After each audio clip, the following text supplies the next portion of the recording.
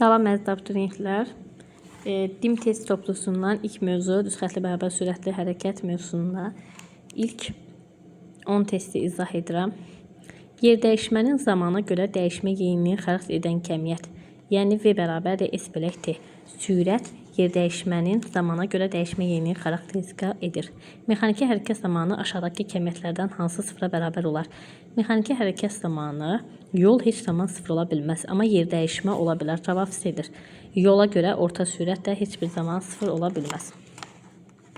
Ədədi qiymətcə vahid zamanda yer dəyişməyə bərabər olan kəmiyyət sürətdir. Çünki V bərabərdir S bölək T. Əgər T'miz vahid götürsək, sürət yer dəyişməyə bərabər olur. Verilmiş şəraitdə ölçüləri nəzərə alınmayan cisim maddi nöqtədir. Cismin başlanğıc və son vəziyyətini birləşdirən istiqamətlənmiş düzxət parçası yer dəyişmədir.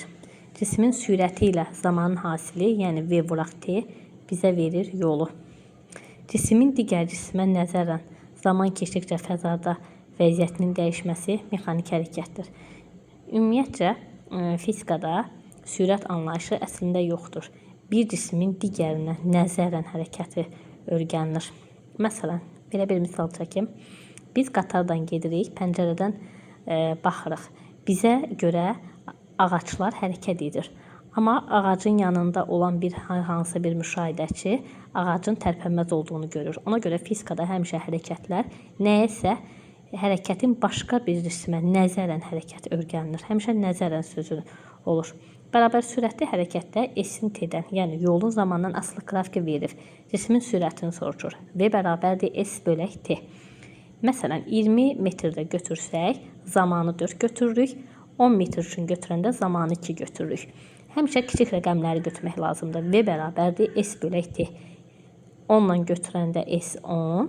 T-ni də yerinə qoyuruq 2. 12-yə bölük 5 metr bölünsün saniyə.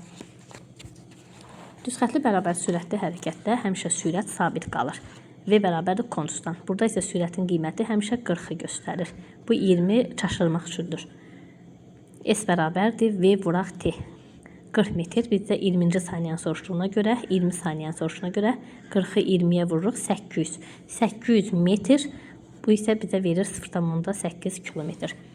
Düzxətli bərabər sürətli hərəkətdə gedilən yol S bərabərdir V vuraq T. Hasil olduğuna görə düz mütənasib asılıdır ST-dən. Və 11-ə də baxaq. Düzxətli bərabər sürətli hərəkətdə sürətin qrafiki sürət dəyişmədiyinə görə C variantıdır. Çox sağ olun dinlədiyinizə görə.